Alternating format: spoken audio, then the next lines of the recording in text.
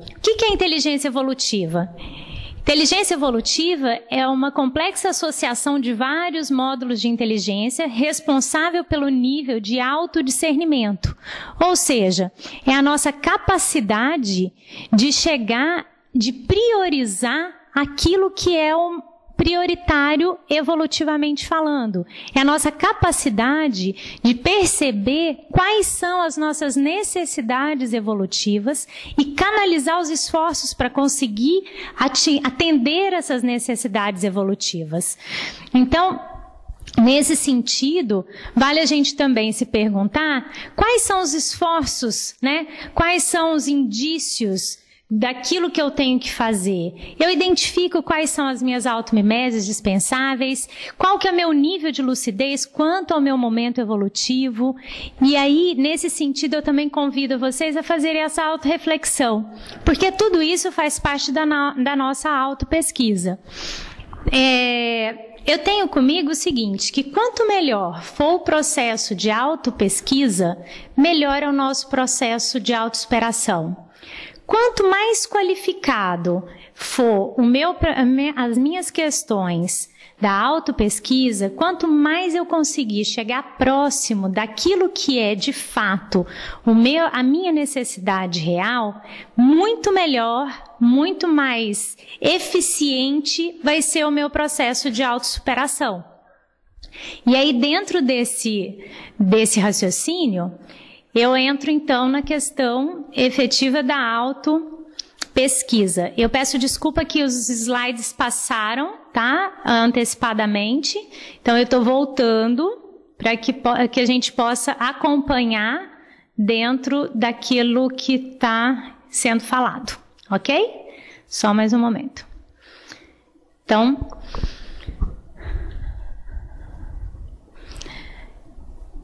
estamos aqui na questão da autopesquisa.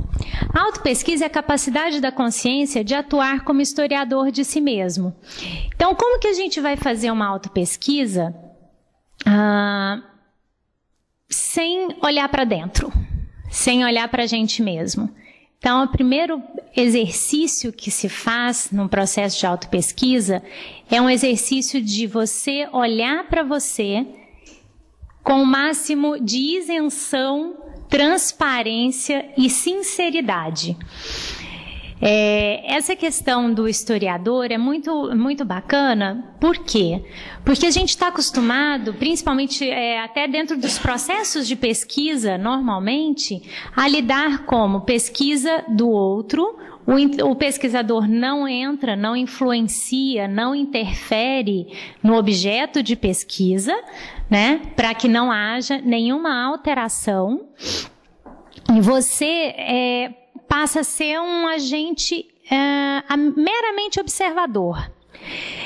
Porém, num processo evolutivo, onde você é o experimentador de você mesmo, você é o seu próprio pesquisador, o ideal é que você consiga ser o seu laboratório de pesquisa, o seu objeto de pesquisa e o seu próprio pesquisador.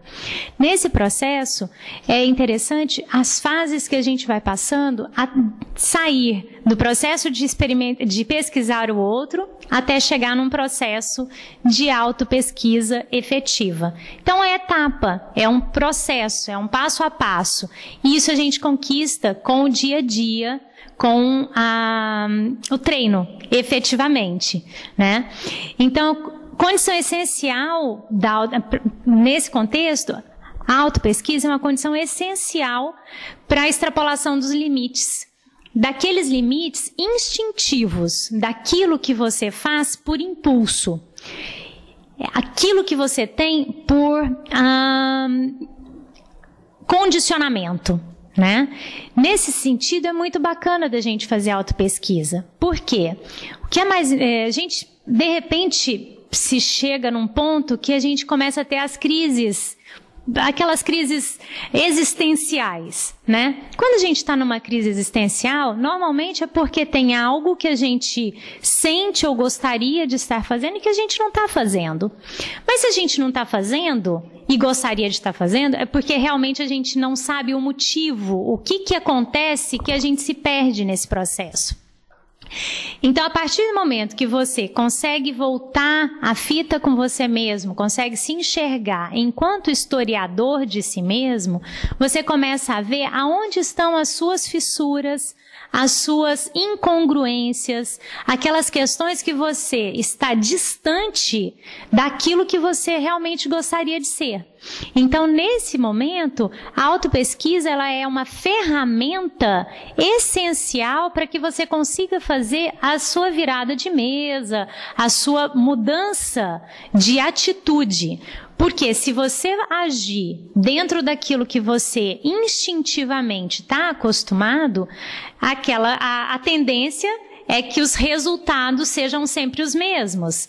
E aí você entra naquele processo que a gente normalmente brinca, que é o cachorro correndo atrás do próprio rabo.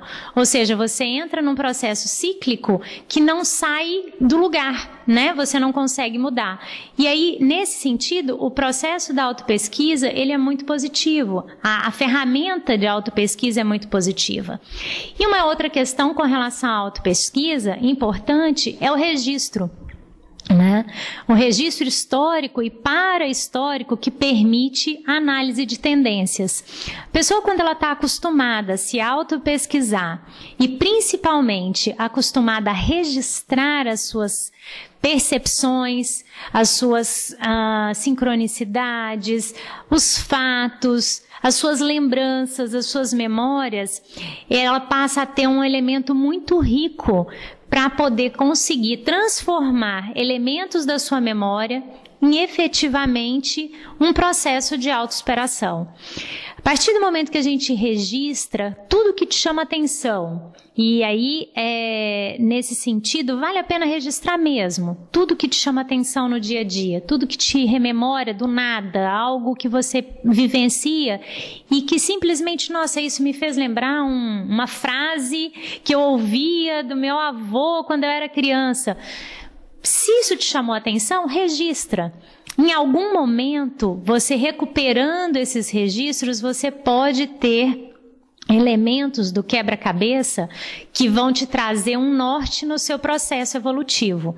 Então, vale a pena fazer esse registro como uma boa prática do processo de autopesquisa e transformar esse registro num hábito, para que você consiga depois tirar mais proveito do seu processo evolutivo, do seu processo de autopesquisa.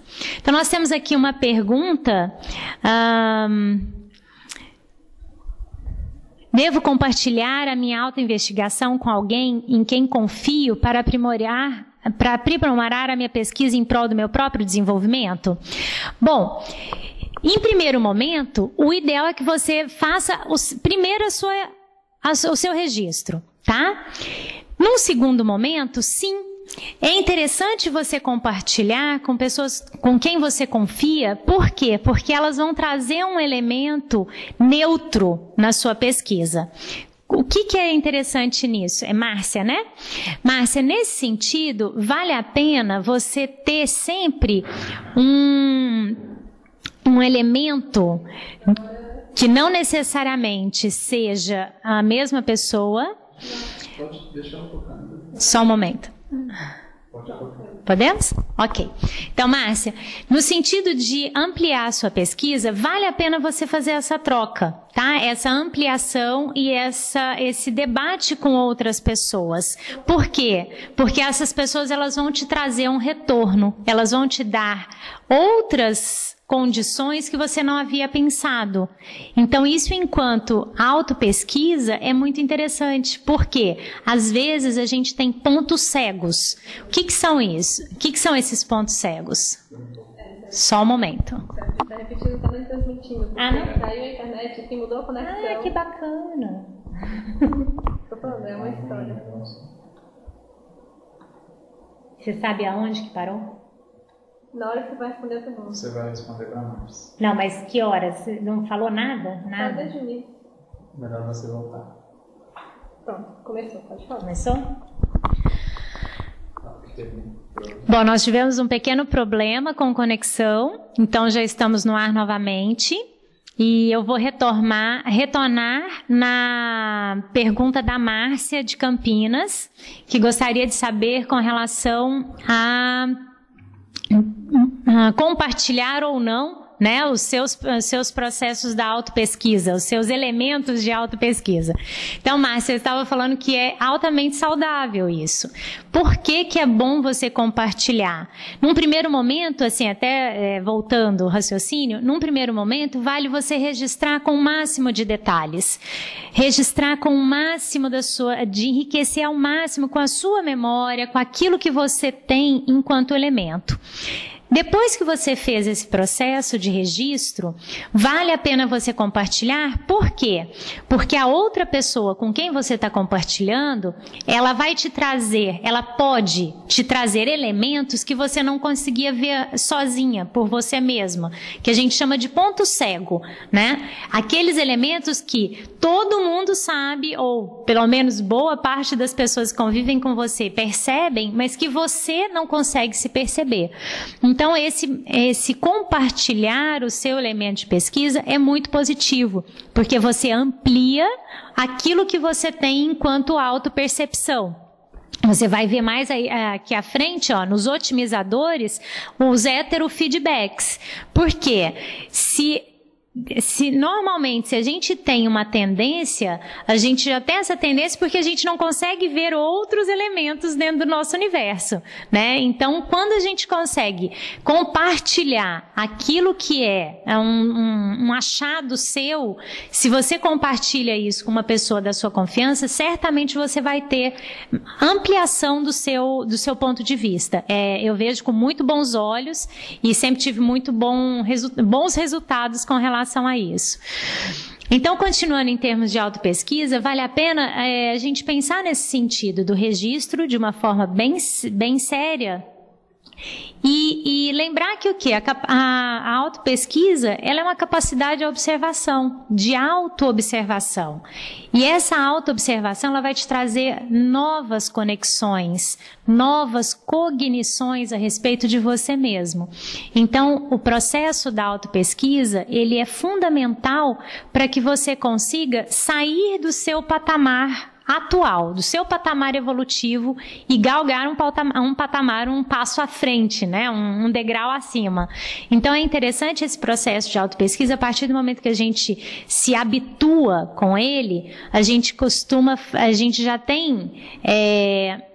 já começa a mudar o nosso modus operandi, a gente já começa a agir de uma forma diferente, mais proativa com a gente mesma, porque é um processo que vai trazendo resultados.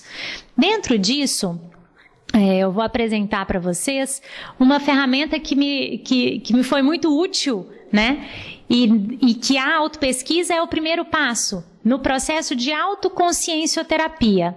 A consciencioterapia é uma especialidade da conscienciologia, tá? E tem como objetivo a saúde integral, ou seja, a saúde da consciência não apenas do corpo físico, né? Como nós falamos na abertura, mas a saúde do soma, do holossoma como um todo, do soma, do energossoma, do nosso corpo energético, do psicossoma, nosso corpo emocional, e do nosso mental soma, que é o nosso corpo mental, o paracorpo do discernimento.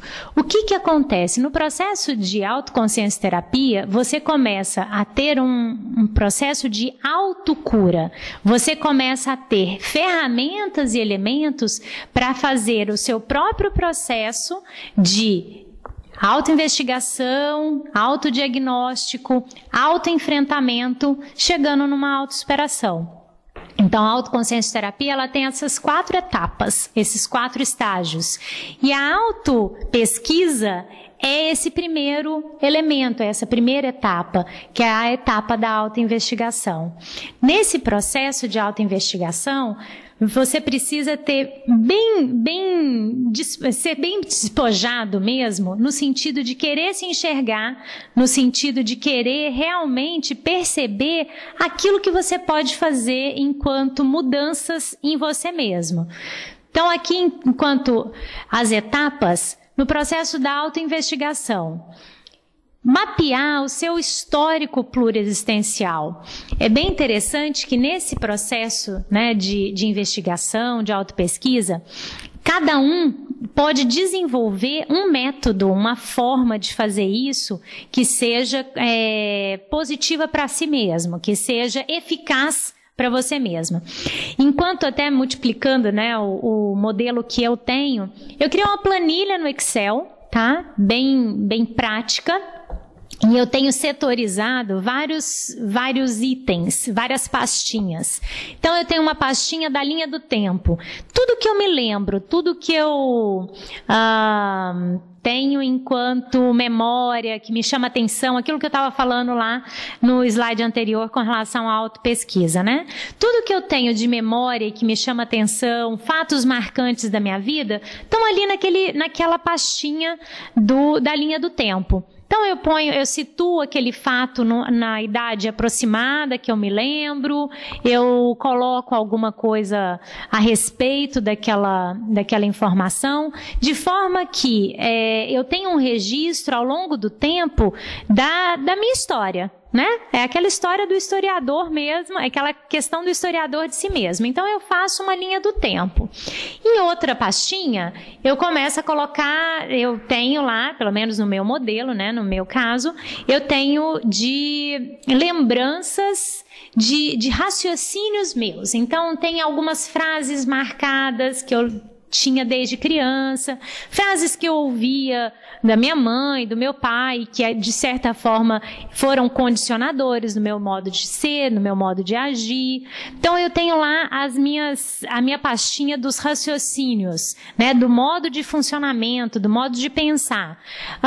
Então tudo que vai me chamando a atenção, eu vou abrindo uma pastinha e catalogando aquelas informações. Tem uma pastinha de cidades por onde eu passei. Mas por quê? Cidades para mim não faz o menor sentido, né? Alguém pode estar pensando isso. Mas para mim faz. De repente eu me dei conta que com 30 anos de idade eu já tinha conhecido mais de 100 cidades diferentes. Boa parte delas a trabalho, acho que 80% conhecia a trabalho. O que isso quer dizer com relação à minha condição, né, a minha intraconsciencialidade, a minha personalidade, o meu jeito de ser? Então, tudo aquilo que é um fato relevante, que para mim, ainda que eu não saiba por completo o que significa, mas que me chama atenção com relação à minha história, à minha para-história, eu vou registrando nessa tabela.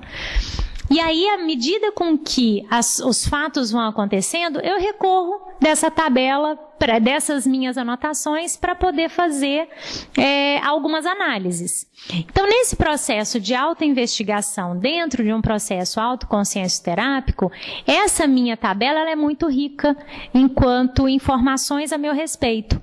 Porque eu não sei se vocês já repararam, tem momentos em que a gente está numa crise mais aguda, num momento mais difícil, e que a gente esquece de fatos importantes e que em algum outro momento a gente já se lembrou. Então, por isso que lá atrás eu falei com relação a registrar. A importância de estar registrado, porque nos momentos em que você está num estado emocional alterado, você tem condição de recorrer às suas anotações e recobrar a sua própria lucidez, que temporariamente pode estar abalada por alguma questão. Então, nesse processo de autoinvestigação, é importante você ter esse histórico seu pluriexistencial.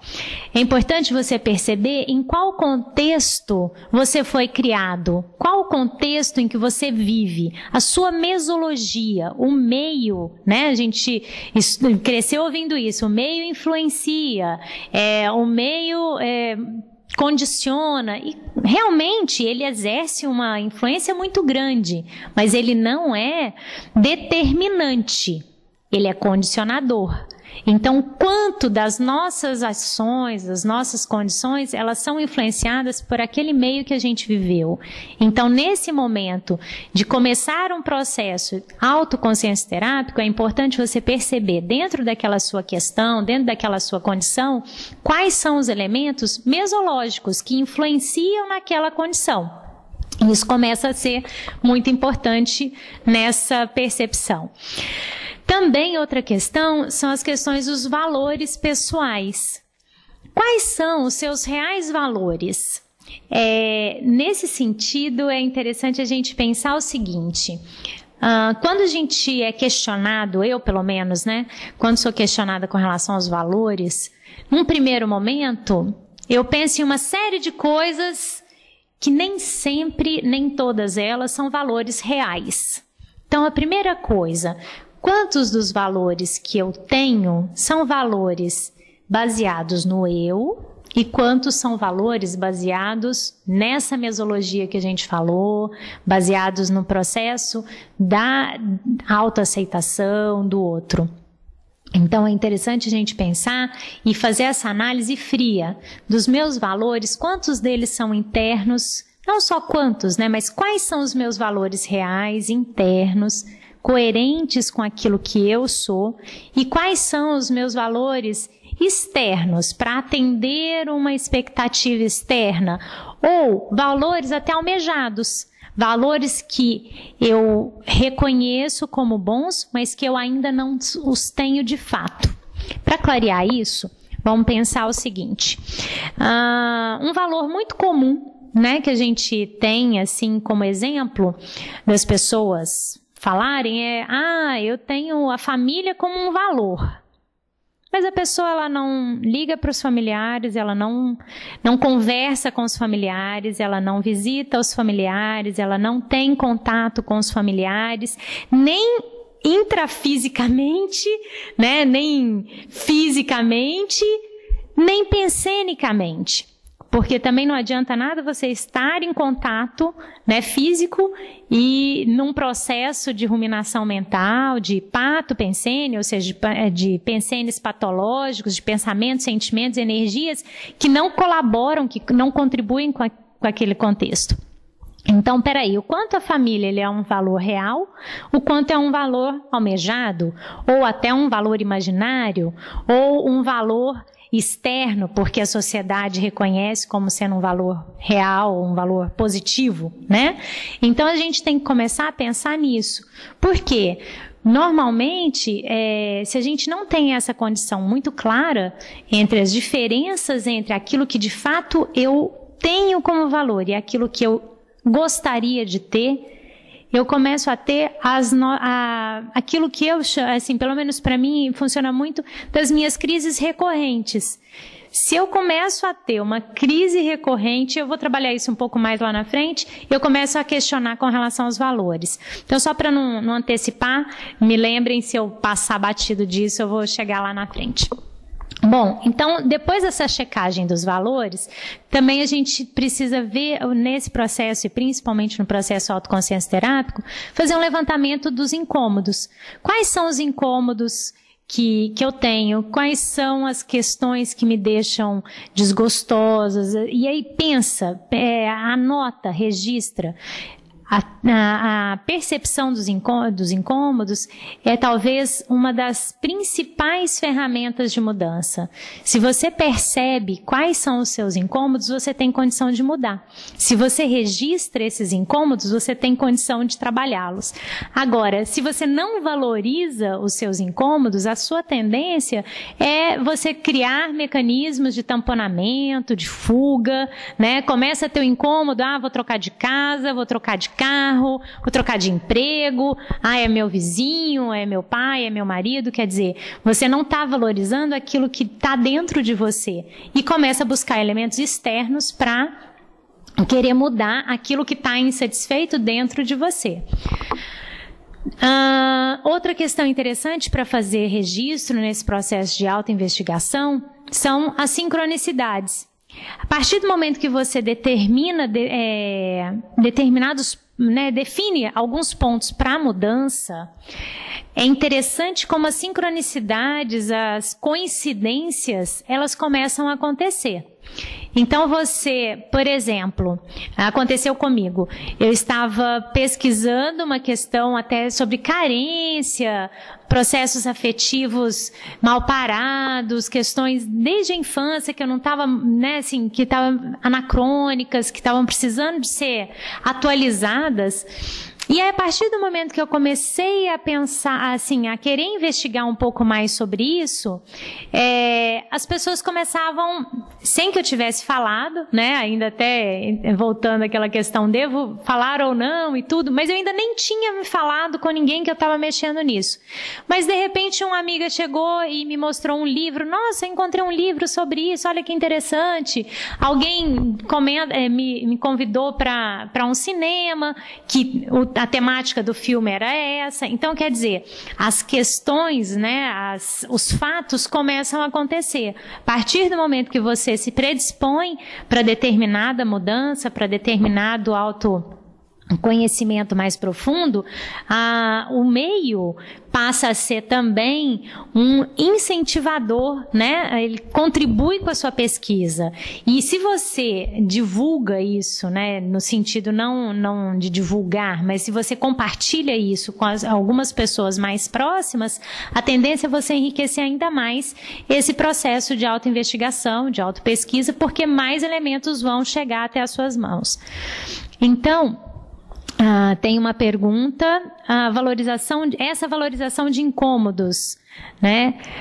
Preciso encarar, pois eu sempre os anulo. Isso é uma pergunta, é isso? Se você... Oi? Tá, é um comentário. Maria Beatriz. Então, Beatriz, a questão é a seguinte, é muito comum a gente querer anular. Chegou um incômodo, é da natureza humana conseguir... minimizar o incômodo. É da natureza humana a gente querer fugir, não necessariamente fugir, mas você não ter o incômodo, né? E aí, por isso que é importante, realmente concordo com você, que é importante a gente não anular esses incômodos, né? Encarar, porque anular só vai fazer ele aumentar. Então, se a gente fizer uma analogia com essa questão, é a mesma coisa da gente ter ali um processo, às vezes, de infecção, né? Então, você tem uma infecção e no lugar de você limpar, de realmente, né, teve um machucado que feriu e aí machucou, você não limpou bem, foi colocando band-aid, foi tampando, aí a coisa vai crescendo e aí no lugar de você limpar, você acaba tendo que, de repente, amputar um dedo porque você não deu valor a esse incômodo. Então, acho que a técnica do levantamento dos incômodos, ela é perfeita para a gente poder conseguir começar um processo de autossuperação. O que é interessante nesse processo também é pensar qual que é a essência do traço que vai ser superado, né? A compreensão das origens do problema, ela é fundamental para a superação. Por quê?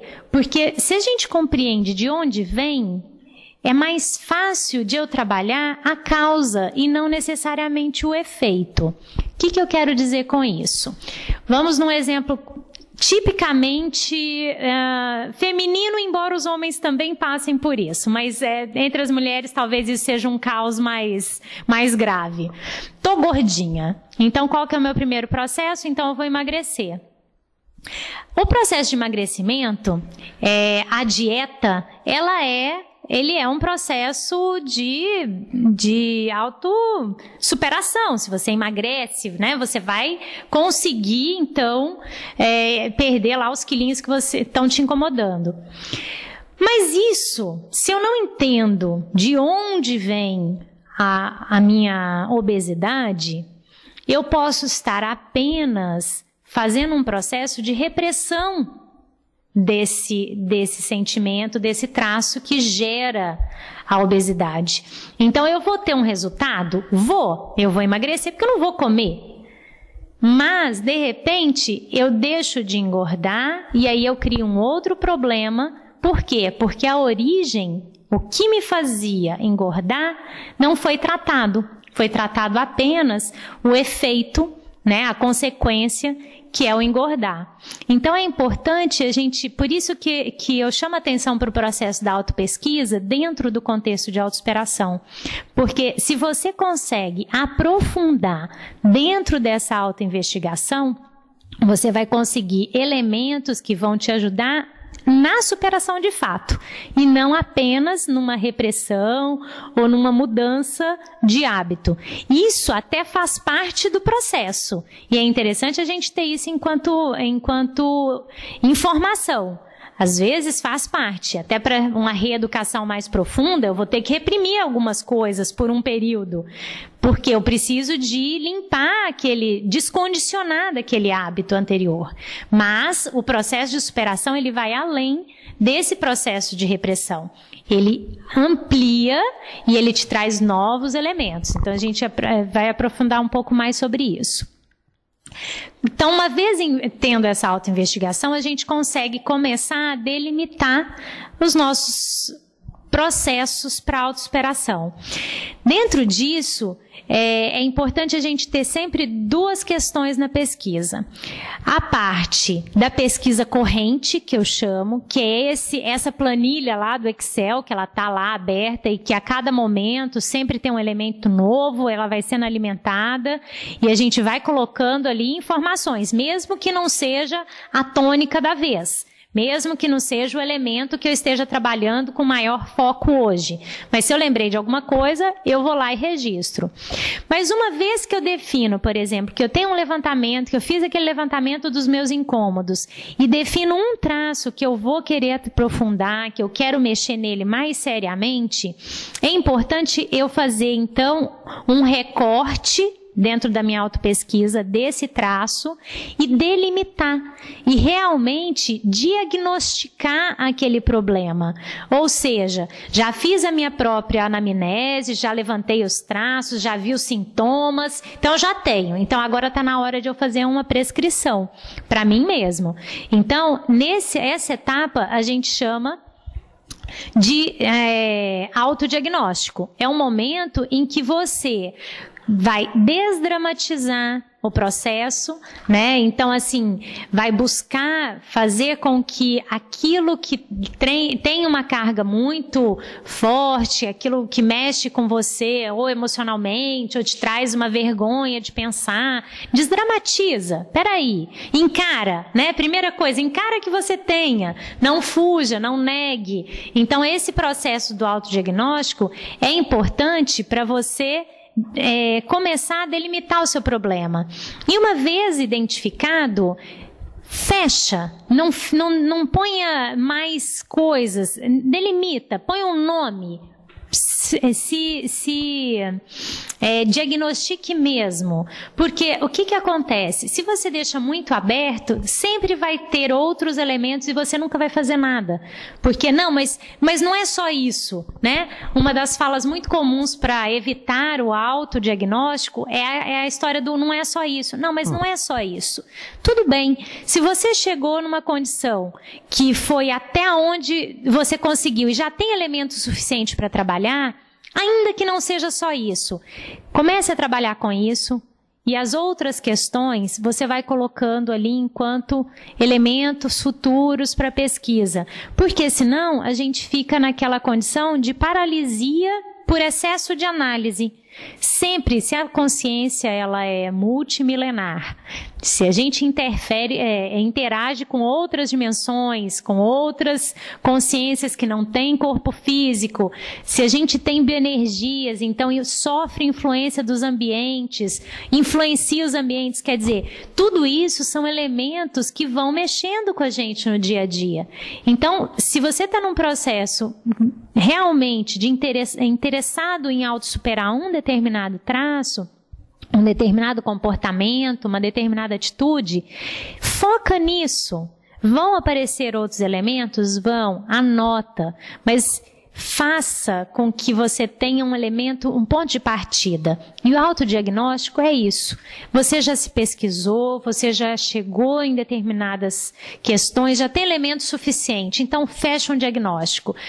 Então dentro daquele meu processo de carência, eu percebi, aí eu já estou até trazendo uma casuística pessoal, eu percebi que tinha uma questão de autoafeto que eu tinha que trabalhar.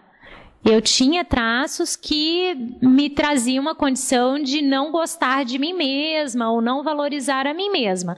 Então tá, mas não é só isso. Não, não é só isso, tem outros elementos, tudo bem, mas eu vou partir desse. Então, a partir daí, eu começo a desenvolver um planejamento de ações. Porque se a gente não fecha, a gente vai ficar eternamente se pesquisando, vai ficar eternamente se levantando elementos e não vai conseguir chegar em lugar nenhum. Então, é importante a gente fechar e se posicionar. Então, nesse processo do autodiagnóstico, é um momento decisivo seu de um autoposicionamento proativo. Tá bom, eu tenho isso e eu quero trabalhar com isso. Então, como eu faço? E aí, nesse momento, você vai buscar o máximo de ferramentas possíveis para você conseguir superar esse traço, que é a parte talvez mais importante do processo, que é o autoenfrentamento.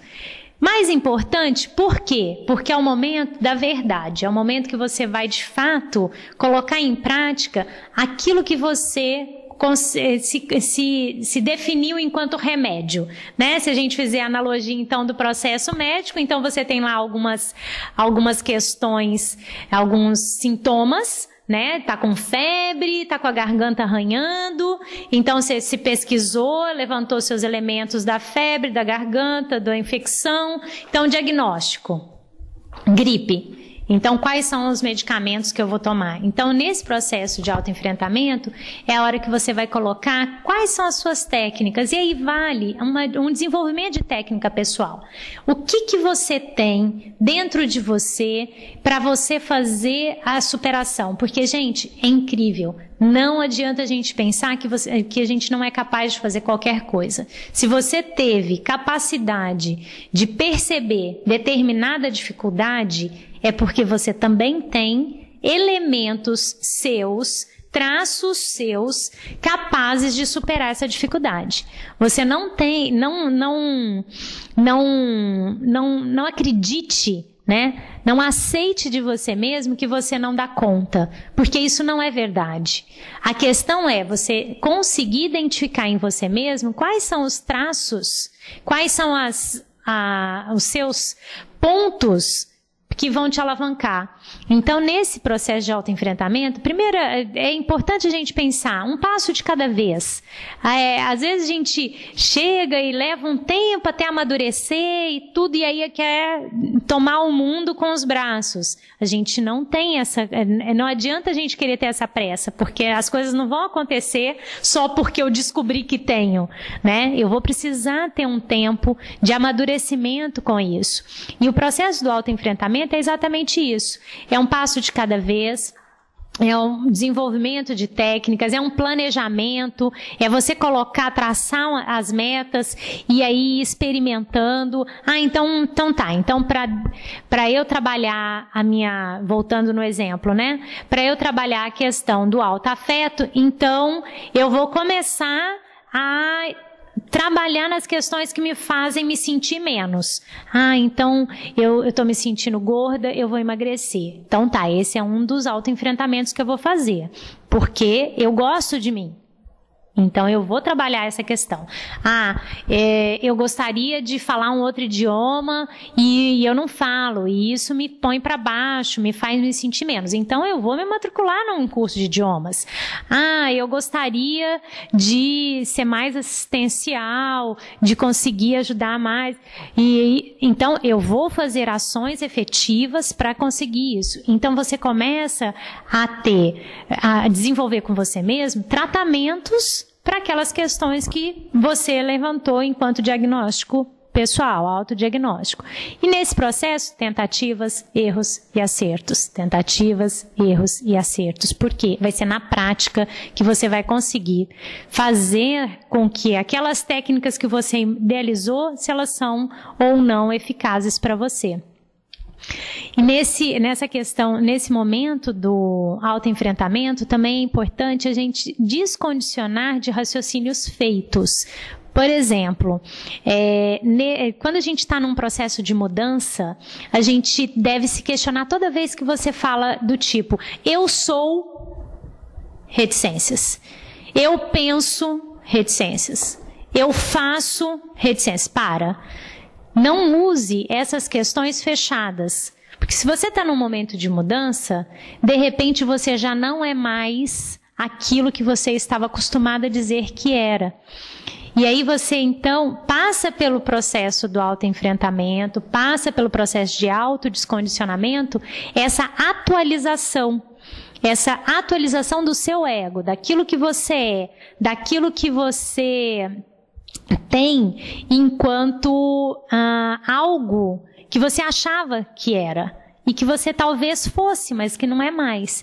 Então, no autoenfrentamento, nesse processo, esse é um processo de desconstrução das suas verdades antigas. Então, por isso até que ele traz um desconforto. Por quê? Por pior que seja determinados traços, a gente tem a falsa ilusão de que eles te trazem segurança porque você já sabe lidar com eles. Por mais que ele te incomode, você já está acostumado com eles.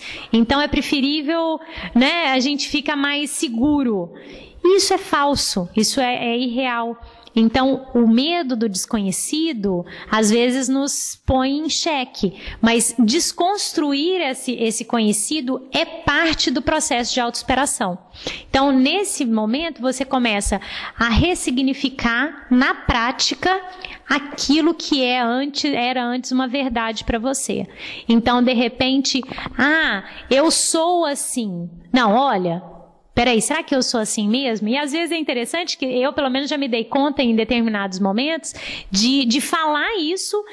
Alguém está, às vezes, contando um caso, e você fala assim, nossa, eu sou desse... Não, peraí, eu era desse jeito, mas você sabe que agora eu estou conseguindo fazer diferente e passa por isso. Porque como a gente estava muito acostumado... A gente fica com reforçadores de um padrão de comportamento antigo que não nos ajuda a mudar. Então, nesse processo de mudança, a gente tem que tirar essas frases feitas, marcadas e vincadas já, né, de verdades absolutas a nosso respeito. A gente pode ter sido, mas a gente pode já não ser mais.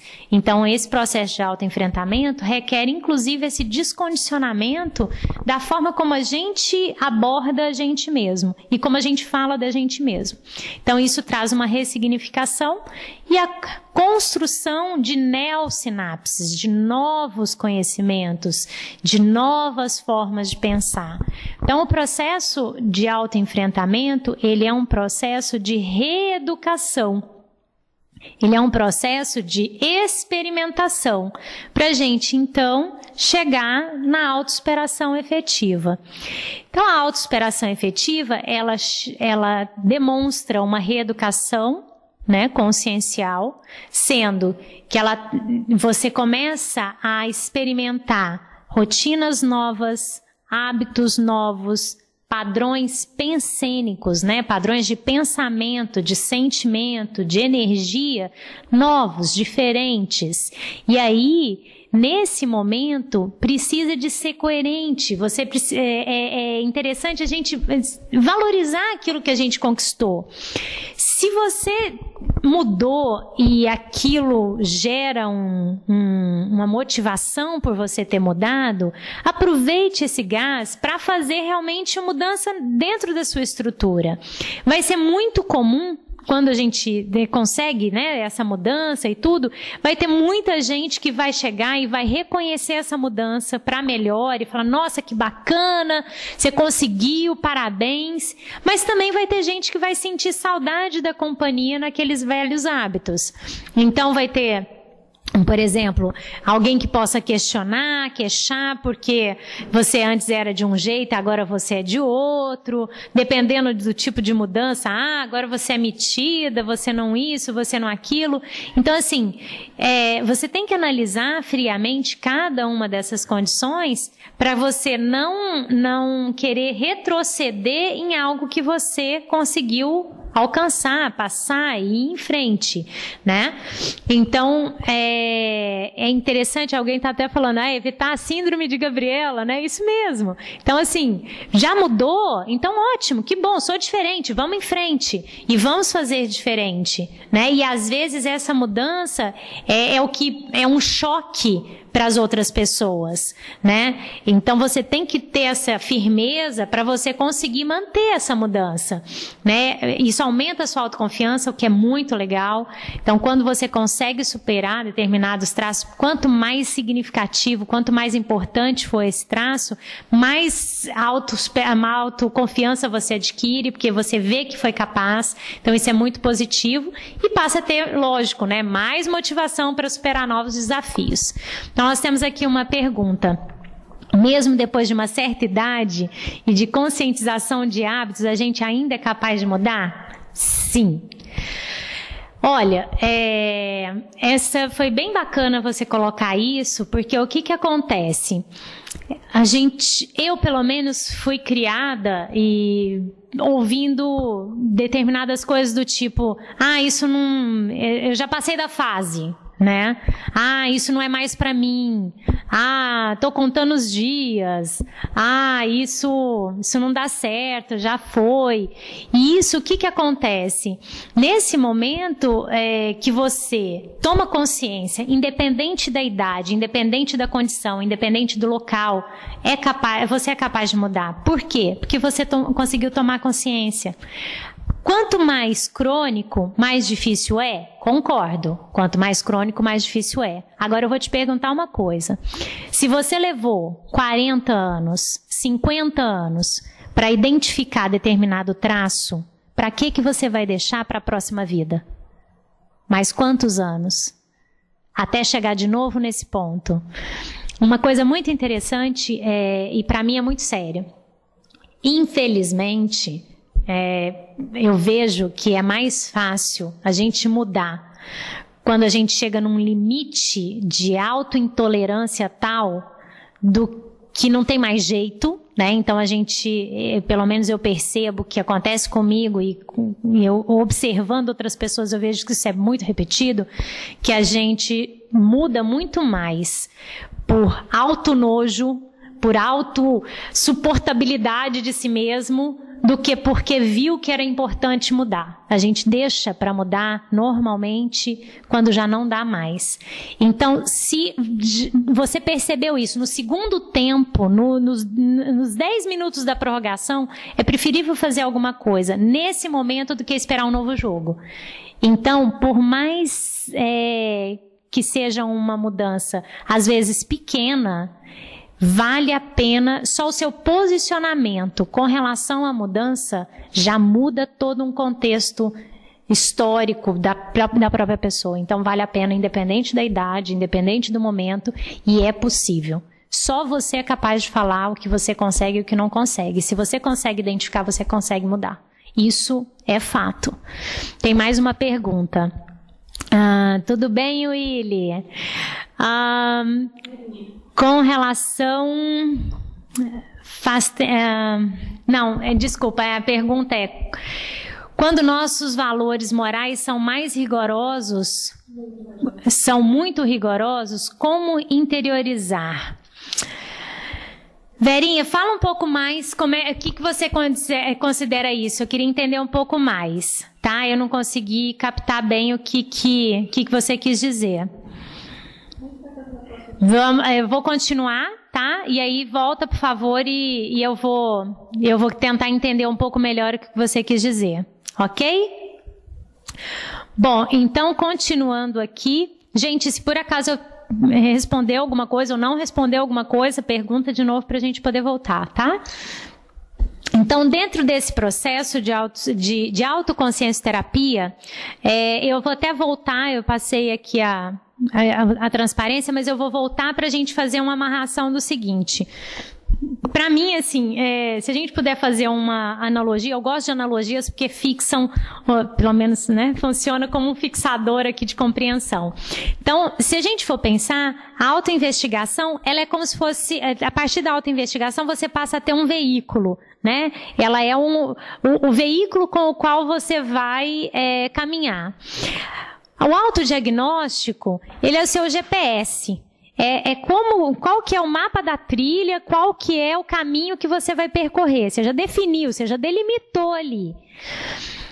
A etapa de autoenfrentamento é a etapa que é o seu combustível.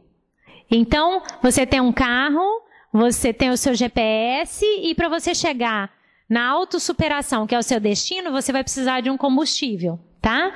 E aí, aonde que tem vazamento nesse combustível?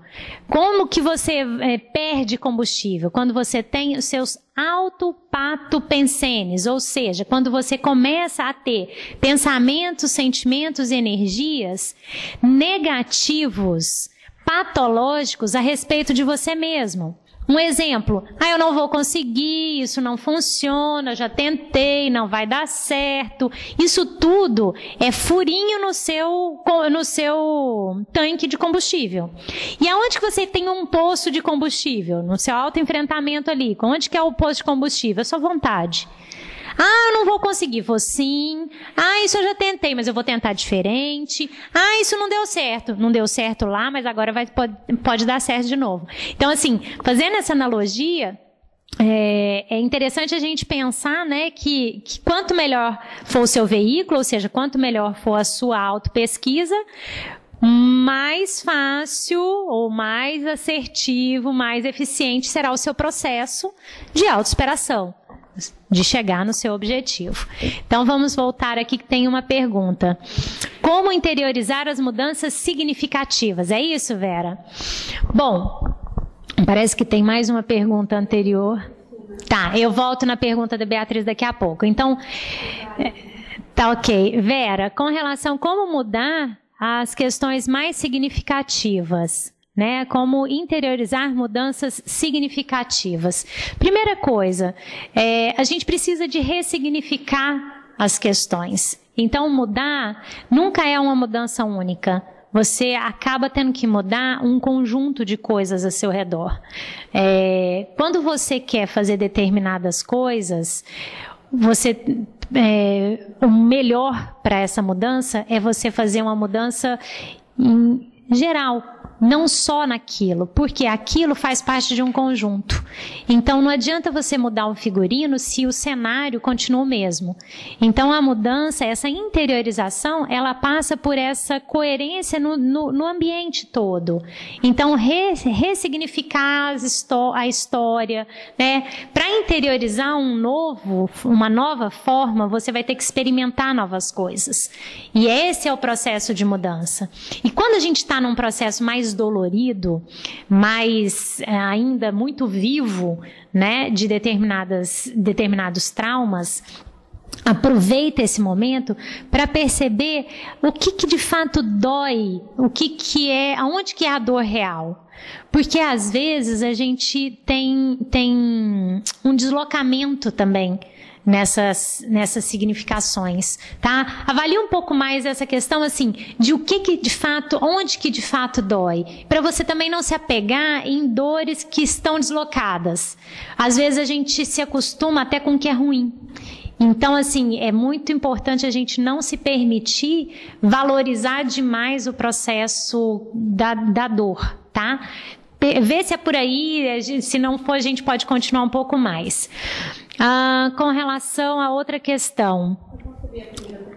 Pode subir. Vou pegar aqui por ordem, tá, gente? Qual é?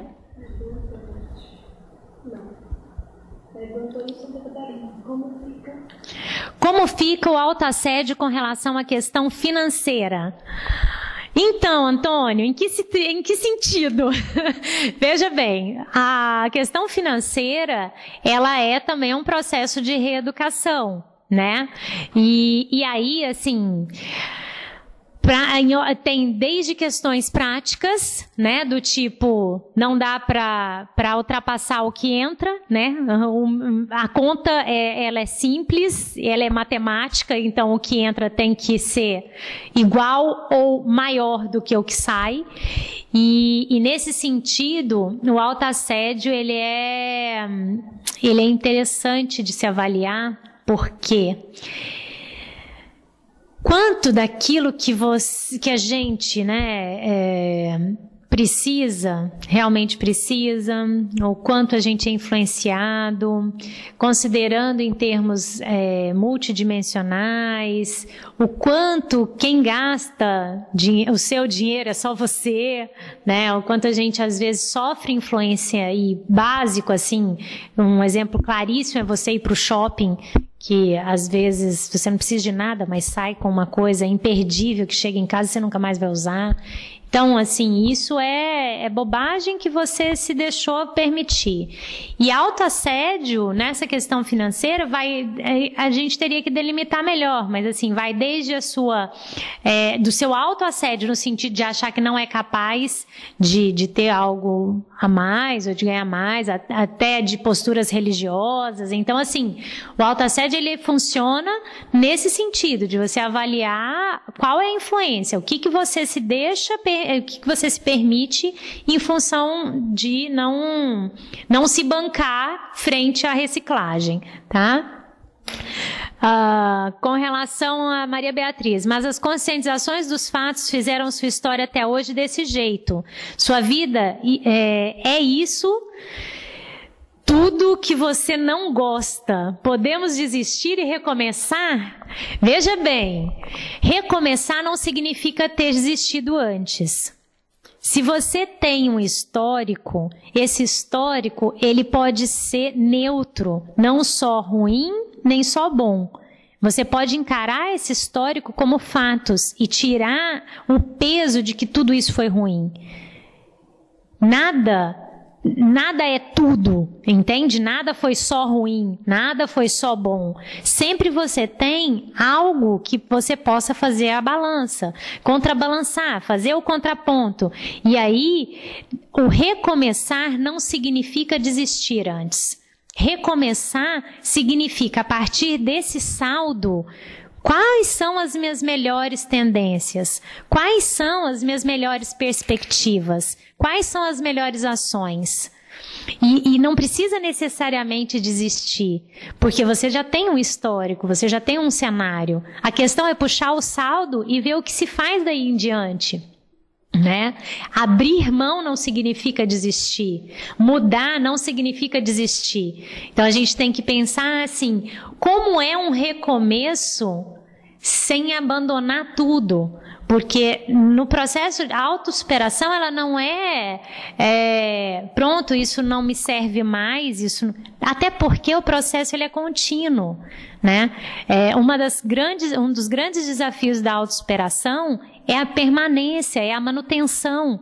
E nesse processo de uma autossuperação, de traços, de questões pró-evolutivas, de processos mais intraconscienciais do que físicos, a autossuperação não significa que hoje eu mudei, hoje eu emagreci 20 quilos e que amanhã eu não vou ter que brigar com eles de novo, com a balança de novo. Não! Significa que eu vou ter que todos os dias pensar nisso e recompor isso, e ver os motivos que me fizeram engordar e ficar prestando atenção nisso. Então, assim, não é um processo, não é uma página que eu viro e nunca mais preciso de pensar nisso. Isso é que é o bacana. Por isso que a autopesquisa é importante nesse processo, porque você vai ter que estar sempre revisitando aquele processo e refazendo, recompondo, né, essa situação. Bom, Magda, que peso devemos dar à percepção do outro em relação a um traço fardo que já está superado? E o que o outro quer reforçar, sendo que o outro quer reforçar o contrário. Veja, o outro, o próprio nome diz, é o outro. É sempre muito positivo você registrar e anotar aquilo que os outros te trazem, porque isso é um elemento para você avaliar. Avaliar no sentido de convergência com aquilo que você procura. Então, olha que bacana, é um reforço positivo, tá dentro. Ou então, não, mas olha, esse ponto de vista eu não tinha pensado antes, vou avaliar. Mas às vezes também pode ser apenas uma cobrança de alguém que está com saudade, né, de um modelo antigo, anterior, e aí você tem que ter a autocrítica suficiente para analisar e falar assim, olha, bacana, vou avaliar, mas avaliar realmente e falar, não, isso não é mais para isso não cabe com a minha realidade. Então, assim, o processo do outro, ele é rico até para você se questionar, porque às vezes quando você se supera efetivamente, vão acontecer pessoas que vão chegar e vão ser contrárias, até porque ninguém pensa igual a gente. Então, essa questão contrária, ela às vezes te põe em xeque para reavaliar e falar, não, mas realmente, eu não sou mais isso. Ou eu não quero ser mais assim. Ah, bacana. E aí você se posiciona e continua no sentido que você está, independente do outro. Então, o outro, ele é sempre um elemento que vai te trazer uma informação. Mas essa informação, ela tem que ser coerente com você. Ela tem que ser balizada por você e não balizada por aquilo que o outro valoriza, tá? Não sei se te respondeu. Willy... Um dos meus incômodos é receber heterocrítica com predomínio emocional. Por exemplo, zombarias, brincadeiras indiretas. Como você lida com tal heterocrítica de natureza psicossomática? Willy, lido muito mal também. Sendo bem franca. Mas o que acontece? O treino ajuda a gente. Não adianta. Até num artigo que eu escrevi o ano passado... eu falo sobre isso, as indiretas, as brincadeiras, num primeiro momento magoa, ofende, mas elas te trazem um conteúdo. Se ela te magoa é porque em algum momento você também está incomodado com aquilo, tá? Então se você já está incomodado com aquilo e alguém brinca, então desdramatiza o processo e fala assim, bacana, isso eu já sei, então me conta uma novidade porque essa... não é novidade. Então, assim, esse processo da desdramatização ajuda principalmente nas questões psicossomáticas, porque é lógico, né? Vai ajudar porque a emoção é um drama, né? Então, assim, a técnica que eu utilizo comigo, não que eu não ligue, tá? Não que eu não ligue, me incomoda também. Mas a técnica que eu utilizo é a desdramatização, e desdramatização franca. Às vezes eu fico magoada, fico chateada, fico tentando negar, e aí eu volto e falo, não, mas realmente eu tô assim. Então eu tô assim. Então não adianta eu querer me magoar porque o outro falou, ou brincou, ou zombou de mim. Eu tô magoada comigo antes. Entende? Então por que ela é psicossomática? Por que ela me afeta? Porque eu já estou magoada comigo antes com relação àquilo. Aquele traço, antes que alguém se incomode, eu já estou incomodada com ele. Então, o outro brincar, o outro zombar, é só um alerta, só aciona em mim mesma algo que eu já estou insatisfeita comigo. Então, eu vou ter que trabalhar dentro do meu processo. Como? O que eu posso fazer? E aí, a partir daí, entra lá no processo autoconsciência terápico de novo. Tá bom?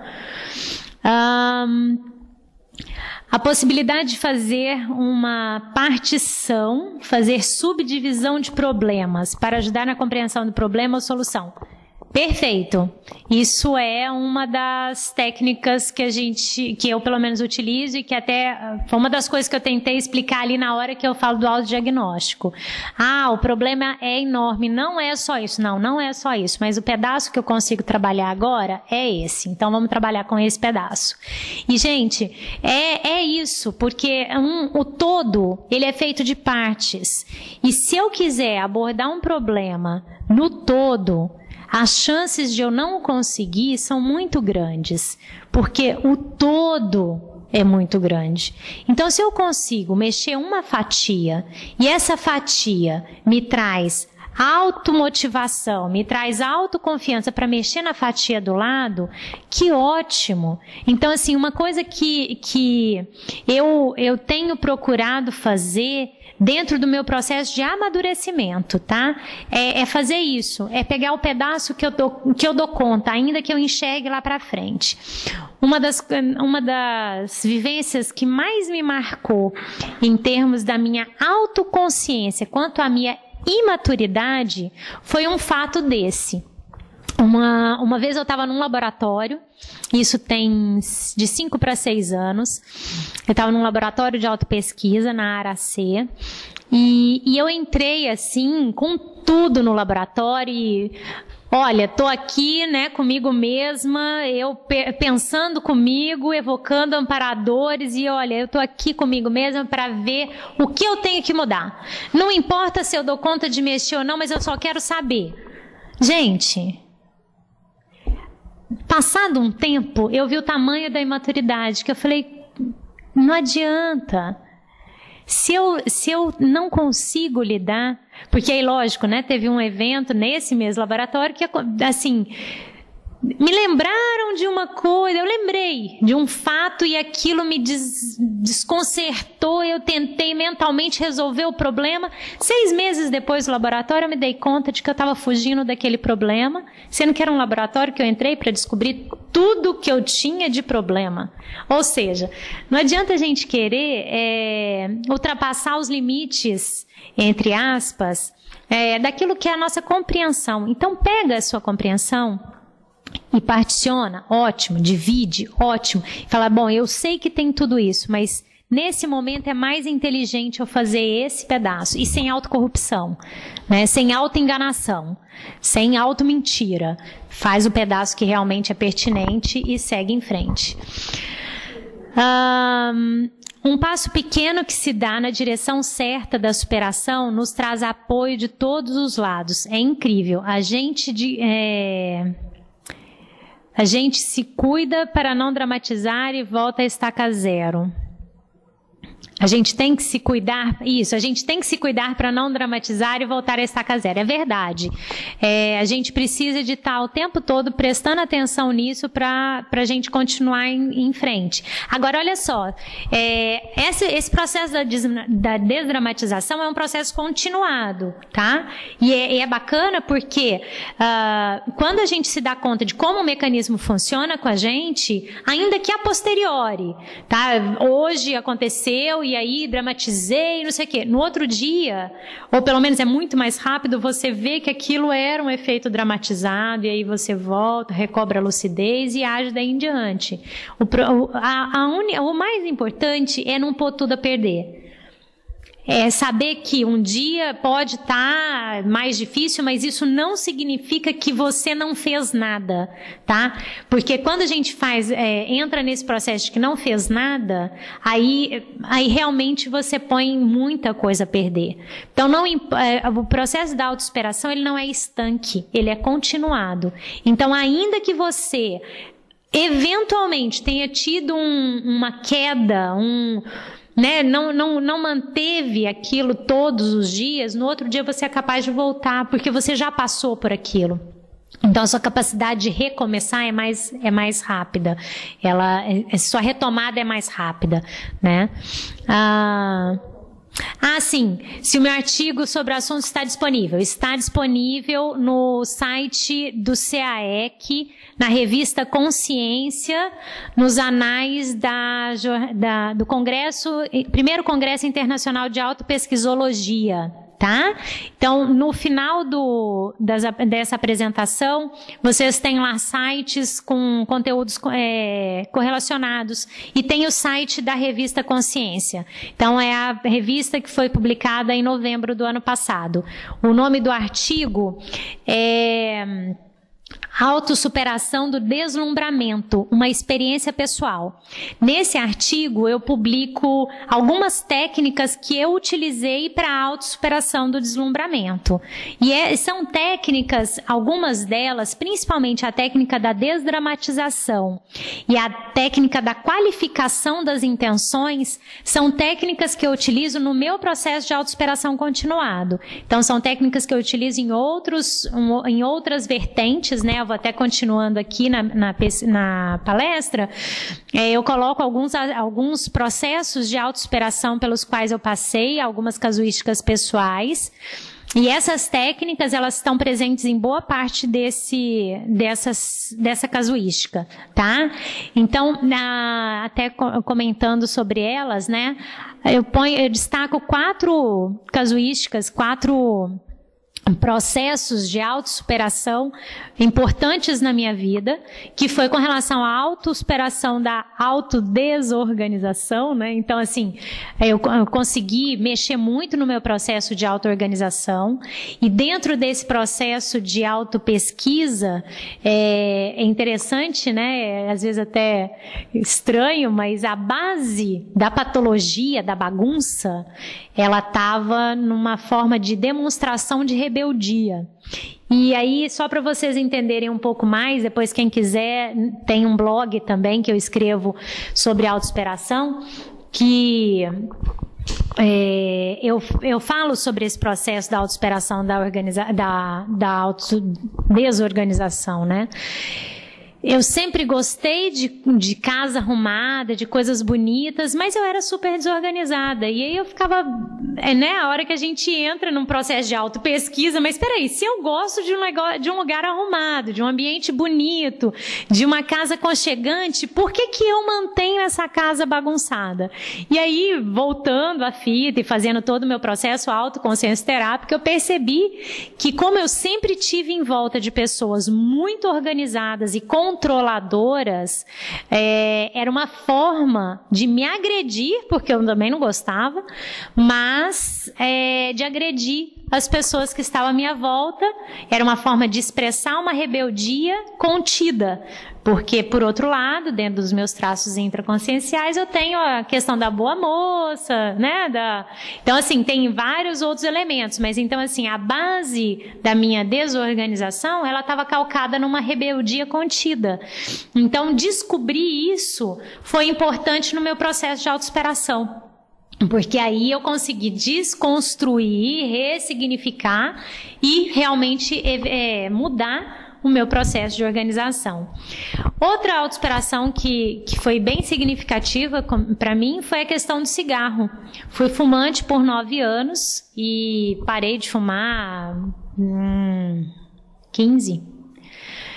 há 16 anos mais ou menos.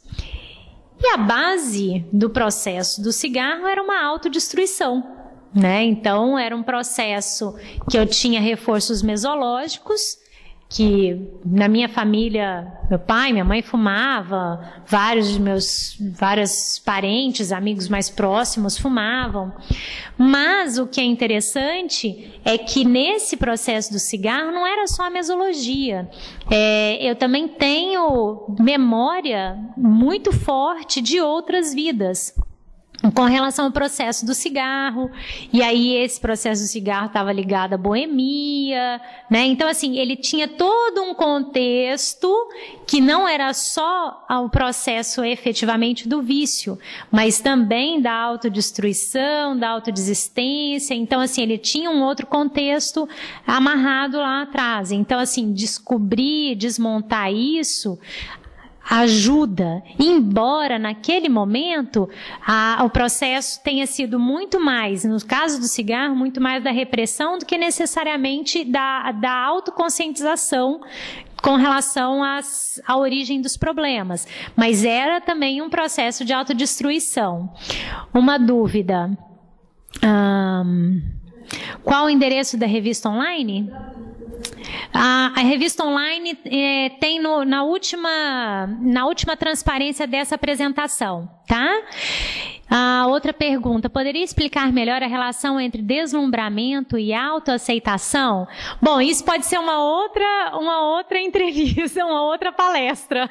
A gente pode marcar, né, Sabrina, uma outra palestra para falar sobre deslumbramento e o processo da autossuperação do deslumbramento. Mas, basicamente, Davi, o que acontece? Depois, se você puder ler o artigo, acho que é bacana. Se precisar também, se quiser também, pode mandar e-mail, eu deixo meu e-mail no final, e a gente pode trocar mais figurinhas a respeito disso. Mas o deslumbramento, assim, uma característica muito comum dos deslumbrados, né, é aquela pessoa que está sempre, ai, que lindo, que maravilha, e é sempre muito sociável, e sempre faz muita festa, ou seja, aparece muito. Tá? E essa questão do muito, do aparecer muito, do querer muito ser, isso tem muito a ver com ser aceito, né? Então, é aquela coisa de você estar junto com o grupo e aquilo, você acabar chamando muita atenção para ser aceito por aquele grupo.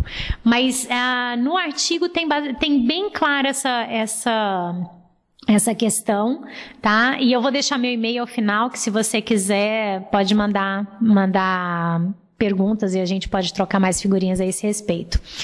Bom, outro processo de autossuperação também é o processo da dieta, né? No ano passado eu emagreci consideravelmente, em torno de quase 20 quilos, e a base da patologia estava no autodesafeto. Né? E esse foi um processo bem consciente, então as etapas da autoconsciência terapia foram bem feitas, bem claras, então assim, foi bem bacana esse processo, enquanto autopesquisa consciente, né? De um processo mesmo de autossuperação, bem interessante. Então também, de novo, ali o autodesafeto. E, no caso do deslumbramento, a base patológica na necessidade de aceitação, porque era uma forma de eu estar sendo acolhida pelas pessoas em volta. Então, assim, se a gente somar tudo isso, e aí entra a autopesquisa de novo. Na hora que eu paro e vejo todos esses processos mais importantes de autossuperação que aconteceram na minha vida intrafísica, nessa minha vida intrafísica, eu percebo que eles têm uma base emocional muito forte, tá? Autoaceitação, autoafeto, autodestruição, rebeldia, isso tudo tem a ver com uma questão afetiva deslocada, pelo menos é até onde eu cheguei no meu processo de autopesquisa. Então, até voltando ali naquela questão que foi perguntada, né, dá para particionar, né, dá para dividir um problema maior em pequenos problemas? É exatamente isso. Essa questão da ectopia afetiva, do deslocamento da afetividade, ela é clara para mim. Mas eu não consigo tomá-la como um todo, até porque é grande, então ela não eu não tenho como trabalhar tudo de uma vez. Então, a partir do momento que eu consigo seccionar, eu consigo ir trabalhando por partes e isso vai desmontando um todo. Então, eu trabalho aí nessa correlação que todas essas autossuperações, elas fazem parte de uma reciclagem existencial. Então, essas casuísticas que eu trago foram reciclagens dessa vida, que conseguiram mexer na minha forma de funcionar nessa vida.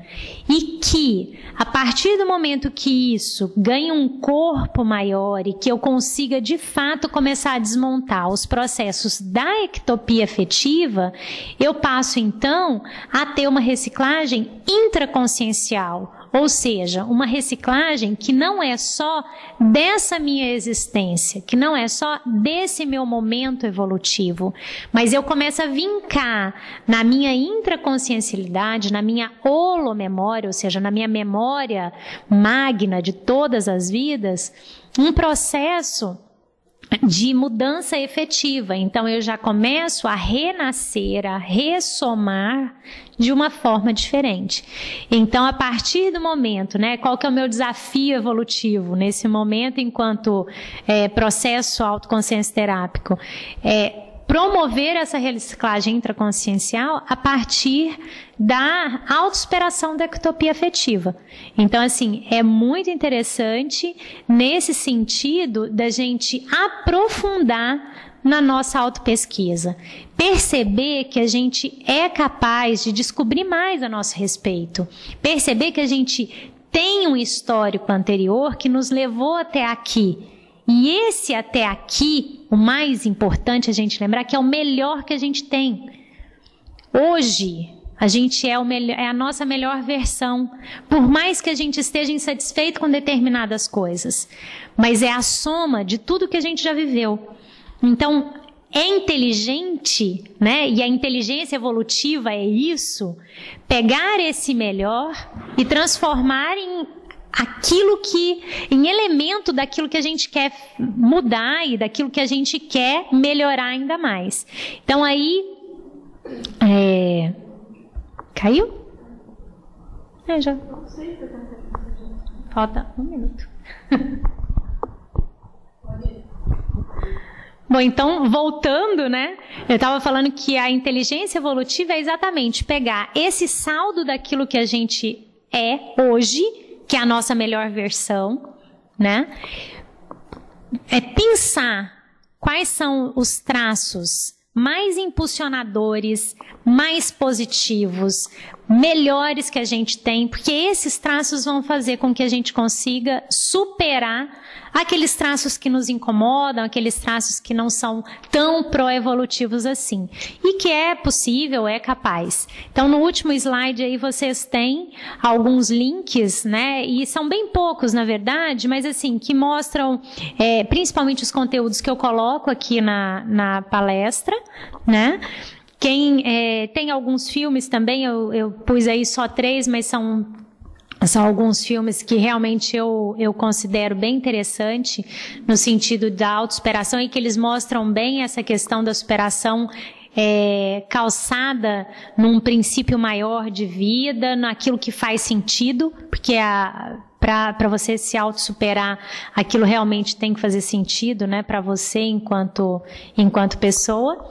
E aí, então, enquanto conteúdo, assim, síntese, né, do tema, eu coloco o seguinte: a autopesquisa permanente é ferramenta evolutiva, imprescindível para as autossuperações, né? Quanto melhor a sua autopesquisa, mais eficiente vai ser seu processo, mais eficaz vai ser seu processo de autossuperação.